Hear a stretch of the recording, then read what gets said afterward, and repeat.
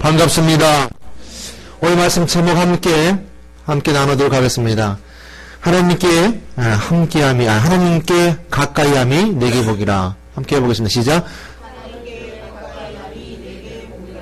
하나님께 가까이함이 내게 복이라.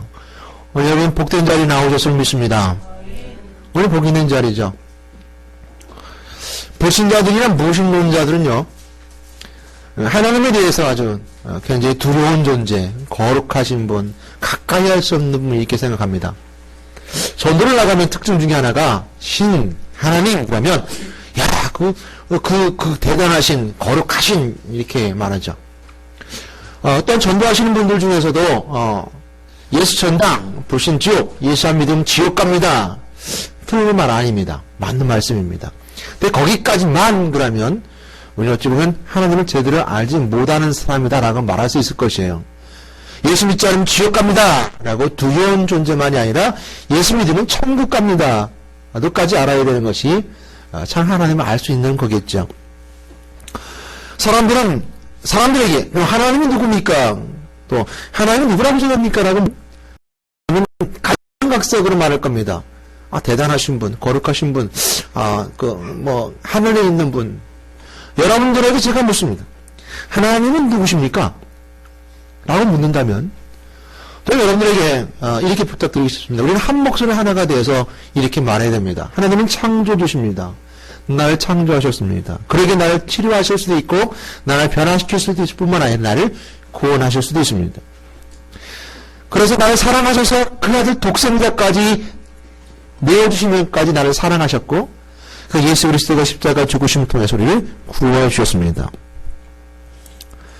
그러므로 예수 그리스도를 믿는 모든 자마다, 그 아들을 믿는 자마다 우리를 인도하여 주시고 천국으로 이끄시는 분이 바로 하나님이시고, 오늘 이 자리에도 성부와 성자와 성령으로 우리에게 인도하신 분이 바로 하나님이십니다라고 우리가 분명하게 말해야 됩니다.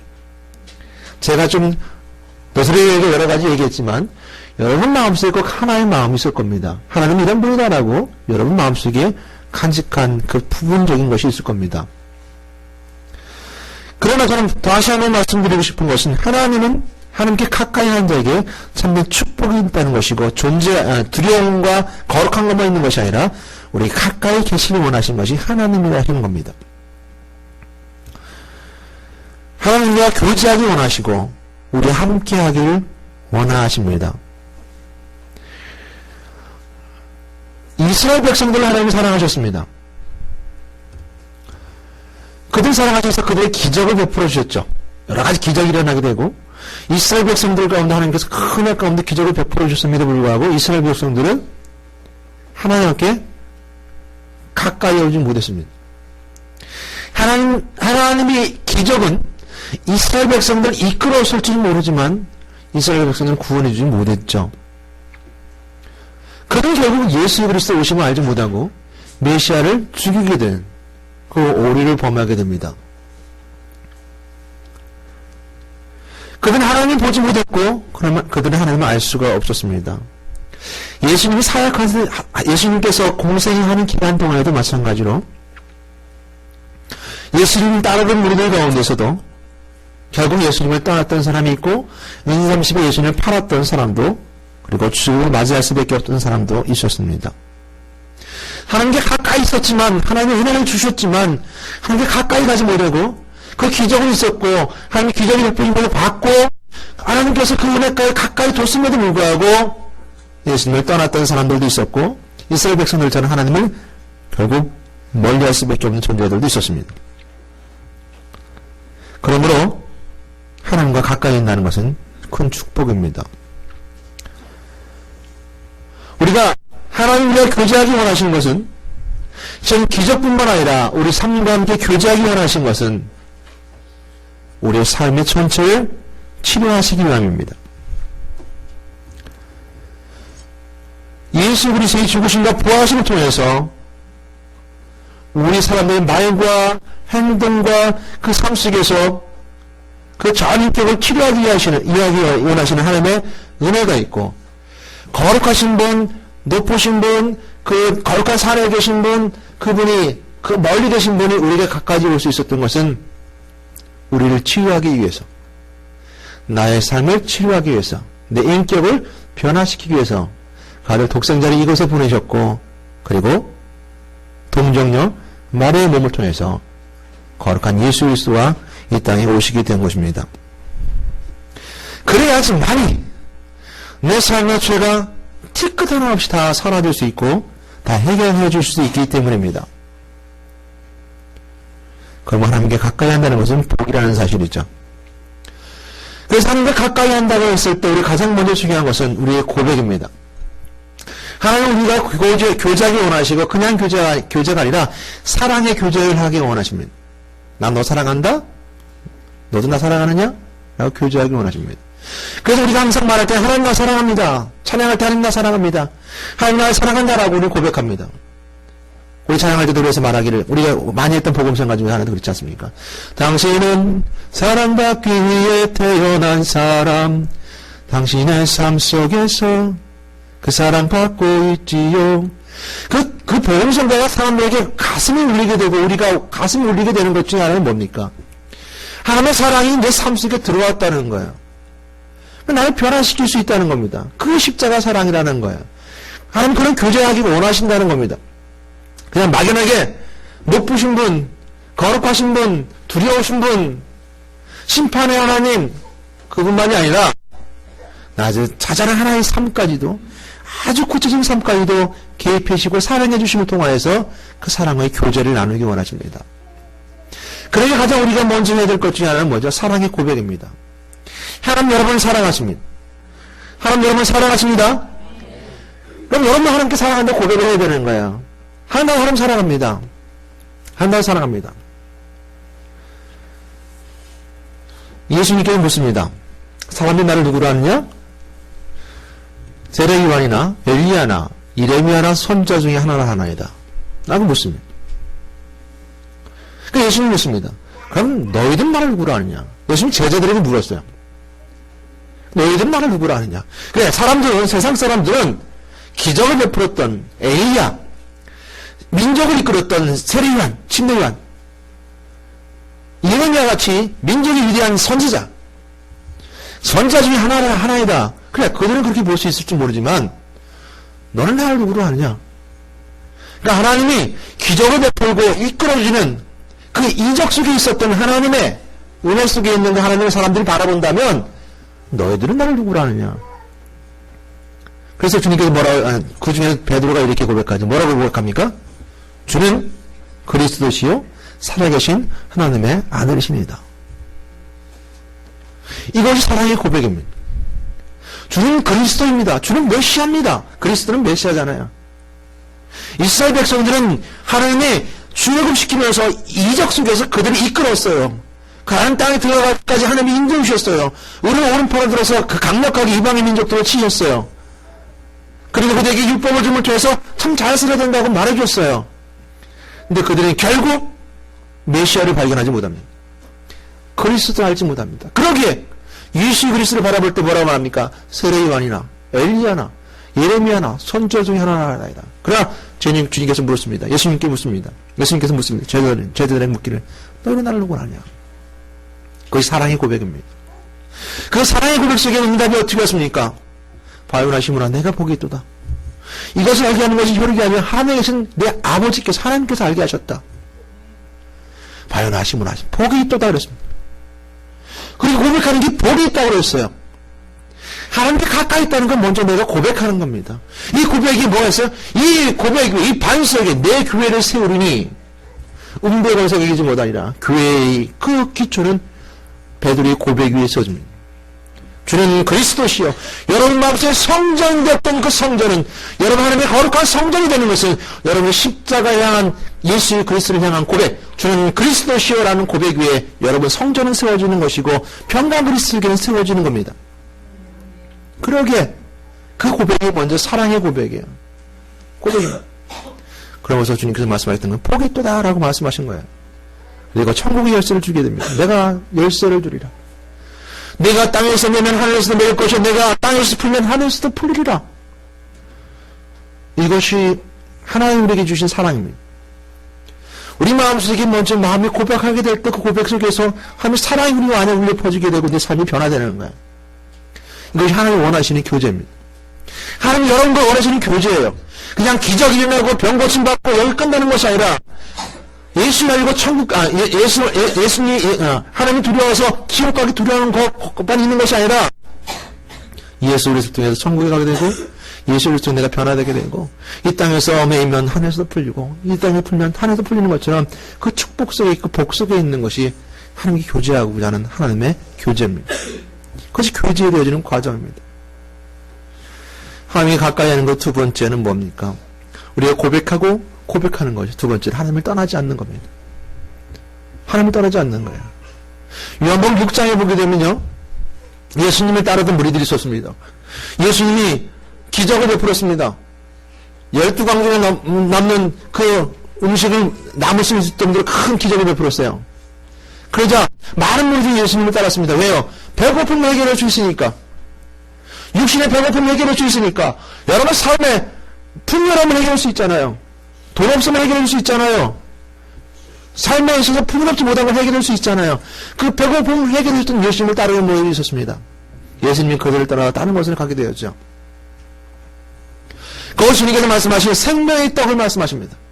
내가 하늘로부터 온 생명의 떡이다 라고 말씀하시자 그들은 예수님을 떠나기 시작합니다. 한 명, 두 명 떠났어요. 왜죠? 그들은 배고픔의 떡을 바라고 왔지만 예수님의 생명의 떡, 영혼의 떡을 말씀하시고 하늘로부터 내려온 떡을 말씀하시자 그들은 떠나가기 시작했어요. 여러분, 예수님을 떠나는 그 사람들처럼 교회의 주인 되신 그리스도를 떠나는 사람들, 또한 그리스도로 고백했던 고백에 세워진 교회를 떠난 자들 모습처럼 배고픈 것을 채우는 그 배고픔 속에 있는 자들은 하나둘씩 떠나갔어요. 예수님 또 한 번 묻습니다. 제자들에게 묻습니다. 너희들도 가려느냐? 너희들도 가려느냐? 그때 베드로가 또 한 번 고백합니다. 주의 영생의 양식이 여기 있는데 우리를 어디로 가야 될까? 라고 요한복음 우리에게 69절 말씀해 주셨습니다. 주의 영생의 말씀이 주께 있다는 것은 교회에 있다는 것입니다. 요한복음 6장에 말씀하셨던 것처럼 69절에 말씀하셨던 것처럼 베드로의 고백처럼 우리는 고백합니다. 주의 영생의 말씀이 주께 있습니다. 영생의 말씀이 주께 있습니다. 떠나지 않는 겁니다. 여러분, 믿음은 들으면서 납니다. 들어는 그리스도의 말씀으로 말미암습니다. 로마서 10장 17절 말씀입니다. 요한복음 6장 69절 말씀에 이렇게 마지막 말씀해주고 있습니다. 베드로가 그렇게 고백합니다. 주의 영생의 양식이 주께 있습니다. 라고 말씀하고 그 다음에 말씀하기를 이렇게 고백합니다. 우리가 주는 하나님의 거룩하신 자이신 줄 믿고 알아사옵나이다. 하나님의 거룩하신 자임을 믿고 알았습니다. 알고 믿지 않았습니다. 믿고 말씀의 양식을 받아들이는 거예요.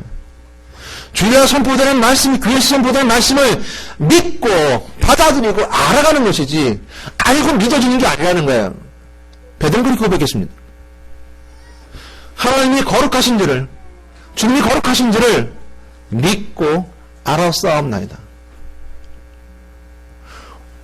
오늘 베드로의 고백 속에는 바로 그것입니다. 사람들이 생각하기에 그냥 말씀이 생명의 양식이라는데 양식이 어디 있느냐? 우리 배고픔을 채우는 현실을 봐서 기적이 났던 그것만 보면 우리가 이해가 될 텐데 그 생명의 양식, 하늘로부터 양식을 뭐요? 베드로는 믿습니다. 믿고 알았습니다. 주 양식을 내가 믿고 알았습니다.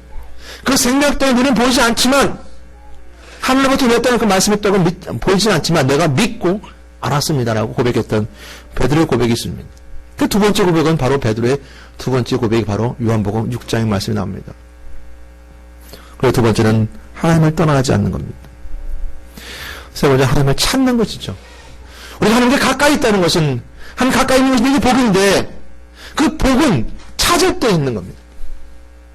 마태복음 13장 43절 46절 말씀 사이에 보게 되면요. 보화를 찾는 비유가 두 개가 같이 겹쳐 나옵니다. 하나는 밭에서 농부가 일을 하다가 보화를 찾아내요. 그걸 다 팔아서 다시 사옵니다. 그러니까 막 농사하는 농사꾼이 일을 하다가 찾았죠. 그 보화를 찾는 과정 속에서 하나님 숨겨둔 비밀이 있어요. 숨겨둔 보화가 있어요. 우리가 이것도 모르고 저것도 모르는 농사꾼처럼 열심히 파다 보면 보화를 얻을 수 있어요. 그러나 45절과 46절 말씀이 나오는 거 보게 되면 진주를 찾는 장사가 있었습니다. 근데 장사꾼이요, 좋은 진주를 찾아 떠납니다. 좋은 진주를 찾아 떠나요. 근데 좋은 진주를 찾아 떠났던 장사꾼이 가장 귀한 진주 하나를 찾아요. 긴 진주 하나를 찾아요. 그리고 모든 소유를 다 팔아서 그 진주를 삽니다. 그 귀한 진주 하나는 자기 모든 소유를 다 팔아서 사고도 남을 수 있는 그 값진 진주였습니다. 장사꾼은 어떻게 했습니까? 진주를 찾아 달에다가 가장 귀한 진주 하나를 찾은 거예요. 우리가 진리를 찾고자 하는, 진주와 같은 진리를 찾고자 하는 마음이 그 속에서 하나님의 말씀을 발견할 수 있는 거예요.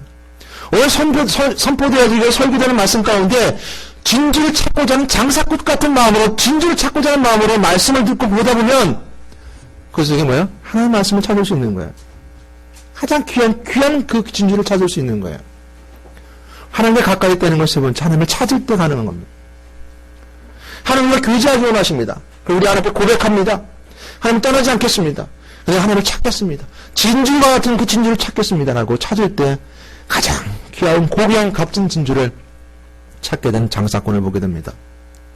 우리가 하나님과 가까이 가는 복이라는 것 바로 그겁니다. 하나님 가까이 있다는 복은 그겁니다. 내가 진주를 찾을 때 진리를 향해 삶을 살고자, 내가 선한 삶을 살고자, 내가 하나님 주신 말씀, 하나님 고귀한 것을 찾고자 진리를 찾는 자의 모습으로 그 말씀을 찾아 나갈 때 그 진주를 찾을 수 있는 겁니다. 그러므로 믿음은 들음에서 납니다. 들리지 않으면 믿음이 자랄 수 없어요. 아무리 예수 그리스도를 말한다 하더라도, 하나님 말씀을 말한다 하더라도 듣지 못하면 믿음이 생기질 않습니다. 들을 때 믿음이 생기는 겁니다. 로마서 10장 17절 말씀이죠. 믿음은 들음에서 나며 들음은 그리스도의 말씀으로 말미암았느니라. 그 들을 때 믿어지는 겁니다. 그 믿음이 장성하게 성장해 가는 거예요.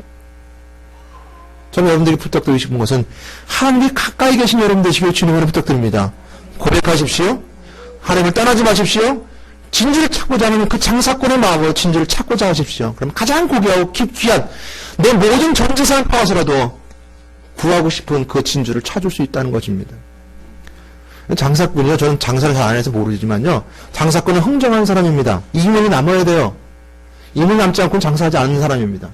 여하튼 이민 남는 거죠. 전 잘 모르지만 제가 주변의 친구 중에서 사업하던 친구가 그런 얘기를 해요.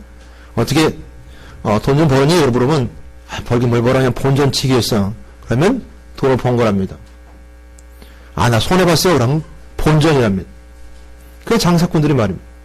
근데 이 진주장사는요, 다 팔았다고 했어요. 모든 소유를 다 팔았어요. 그 정도로 값어치 있는 것을 발견했던 진주장사의 모습 속에서 우리는 가장 값진 그리스도를 발견할 수 있는 것입니다.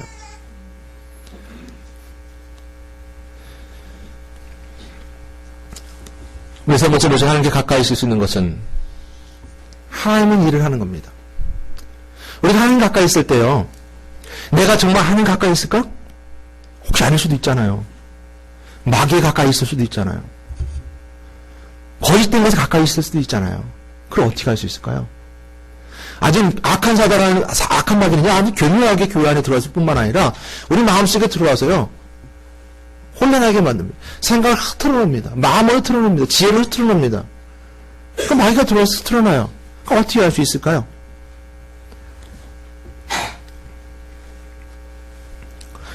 혼자 하나님을 믿는다는 건 쉽지 않은 일입니다. 혼자 하나님을 믿는다. 골방에서 기도한다든지, 은밀한 중에서 하는 걸 봐주신다든지, 우리가 신앙 고백 가운데에서 혼자 해야 되는 일들이 있습니다. 그러나 하나님은 혼자 하는 일보다 함께 교회 안에서 일을 함께 하기를 원하십니다. 성도 간의 교제 속에서 하나님의 교제를 발견하기 원하세요. 그래서 초대교회 성령의 역사하심을 통해서 초대교회를 통해 역사하셨고, 이스라엘 백성들을 통해서 하나님께서 역사해 주셨어요.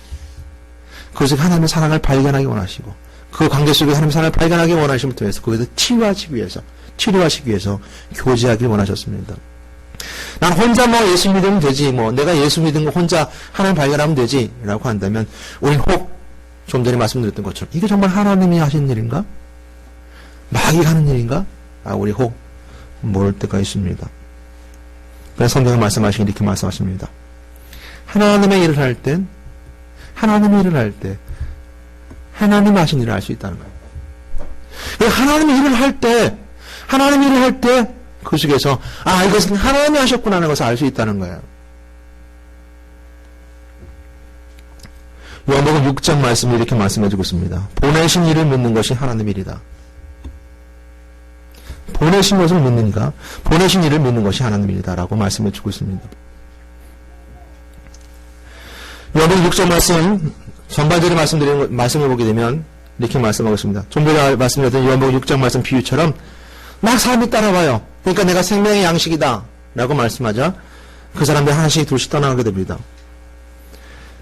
그래서 예수님 말씀하시길 그 떠나가는 무리를 향해서 저들은 표적을 보고 날 따라온 까닭이다 라고 말씀해 주시죠. 그리고 그 떡을 놓고 배부른 까닭이다. 기적을 일으켰던 그 배고픔 채웠던 그것에 배부른 까닭이다 라고 말씀하시면서 썩은 양식을 위해서 일하지 말고 영생할 수 있는 양식을 위해서 일하라 이렇게 말씀해주고 있죠. 그런데 그러지 못습니다. 우리가 어떻게 해야지 하나님 일을 할 수 있습니까? 라고 물어요 제자들이. 그러니까 우리가 어떻게 해야지 하나님 일을 할 수 있습니까? 그러니까 예수님이 말씀하시기를 예수께서 요한복음 6장 29절 말씀입니다. 대답하여 이르시되 하나님께서 보내신 일을 믿는 것이 하나님의 일이니라 하시니 하나님의 떡은 하늘에서 내려 세상에 생명을 주는 것이니라. 그러니까 하나님의 보내신 일을 믿는 것인데 그 보내신 이가 누구예요? 생명의 떡이라는 거야. 그 생명의 떡을 먹는 자들, 그 생명의 떡을 주는 자들, 그것이 바로 하나님의 일을 하는 자들이다라고 우리가 말씀해 주고 있습니다. 우리가 하나님 일을 할 때 이것이 하나님 일인가 아닌가를 감정으로는 우리가 결정할 수 없습니다. 받은 물질의 축복으로 우리가 결단 내릴 수 없습니다. 어떤 내가 현상으로 내가 오늘 기쁘다, 기쁜 것으로 이것은 하나님이 하셨다라고 말할 수 없다는 겁니다. 어쩌면 악한 사단마귀가 하는 것이 더 우리에게 기쁨을 줄 수 있습니다. 악한 사단마귀가 우리의 꾀임을 통하여서 우리 물질 축복 가운데 있을 수도 있습니다. 그것을 통해서 우리가 하나님이 하셨다라고 말할 수 없어요. 그래서 전전에 갔더니 그 얘기해요. 예수 믿으면 복 받습니다. 그럼 우리나라 제일 잘 사는 사람들은 예수 믿습니까? 가장 부자는 예수 믿어요? 글쎄 모르겠네요. 난 가장 제일 훌륭한 부자가 누군지 모르지만 그 물질의 축복으로는 알 수가 없다는 겁니다.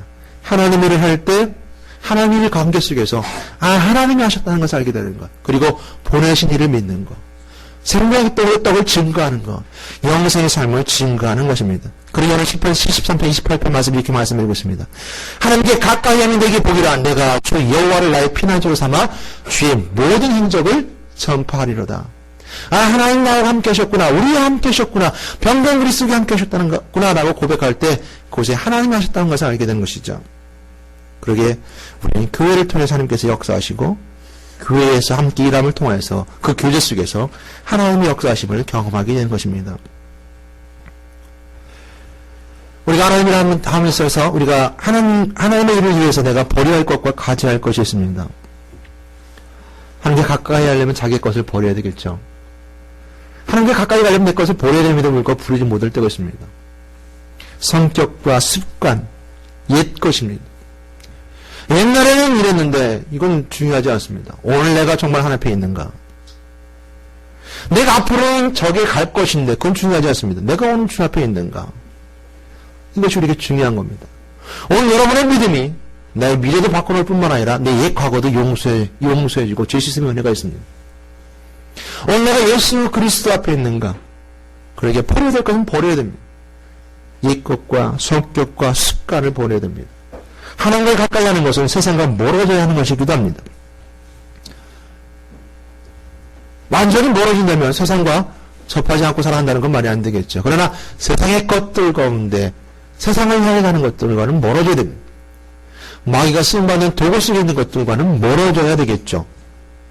그래서 말하는 것도 하나님의 언어로 합니다. 일에 대해서도 하나님을 통해서 일하기를 원합니다.